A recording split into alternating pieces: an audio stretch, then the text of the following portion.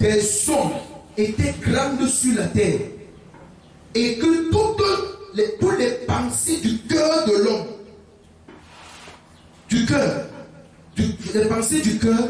les pensées de leur cœur se portaient chaque jour uniquement vers le monde. Tu vois combien les années dans lesquelles peut se fragmenter et devenir un grand mal qui engendre des géants qui sont fameux dans l'Antiquité. Tu ne sais pas ce que ta vie peut produire. Regarde l'erreur d'Abraham. Ça nous cause aujourd'hui.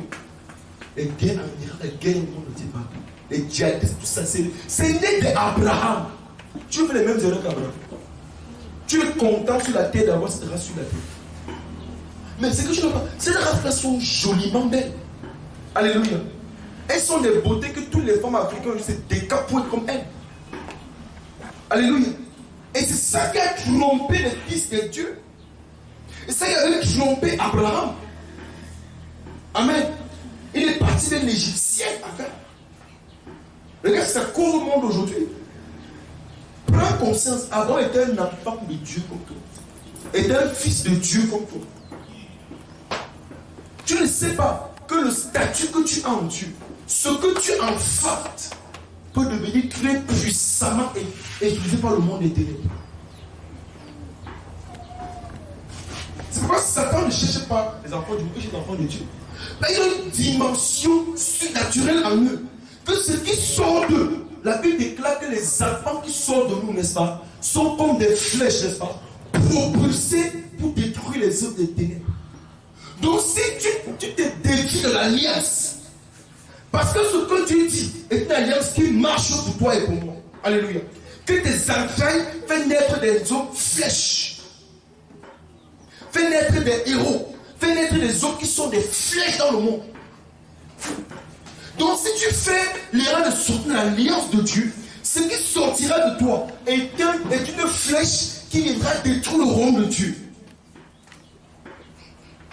Et après que ces géants sont venus sur la terre, la Bible déclare que le mal s'est accentué. Au point où Dieu a dit, l'Éternel ne se repentit d'avoir fait l'homme sur la terre. Et il fut affligé dans son cœur.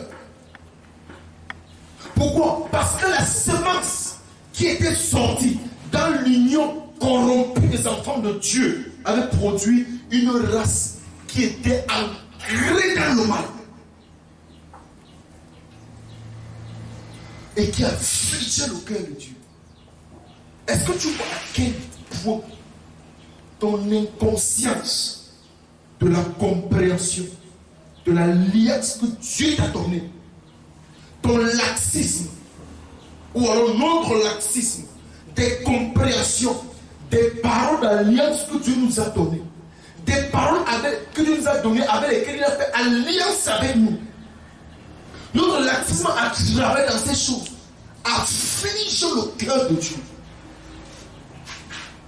Parce que si on n'engendre pas la vie, on va engendrer la mort.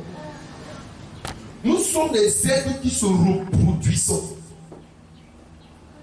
Parce que nous avons une dimension de Dieu en nous. Alléluia. Et tout ce qui est Dieu engendre. Prends conscience ce matin. Les alliances, je répète encore, les alliances dans lesquelles tu peux reconnaître les alliances dans lesquelles tu es par la qualité de tes pensées,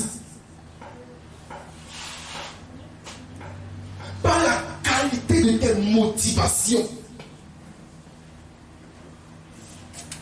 Ça détermine les alliances qui sont fonctionnelles dans ta vie. Les pensées que tu as à longueur de journée, pensées de haine, pensées de méchanceté, pensées de mépris, pensées d'orgueil, pensées de jalousie, pensées de médisance, toutes ces pensées de jugement, de condamnation, tous ces systèmes de pensée en toi sont un maître avec qui tu es en alliance. Alléluia. Amen. Méfie-toi. puissance cachée derrière les alliances que nous contractons sans le savoir. Les alliances sont puissantes. Dieu nous a séparés de l'alliance du péché de la mort, dit Romains 8, n'est-ce pas? Romains, c'est Romains 10. On va lire ça pour vous.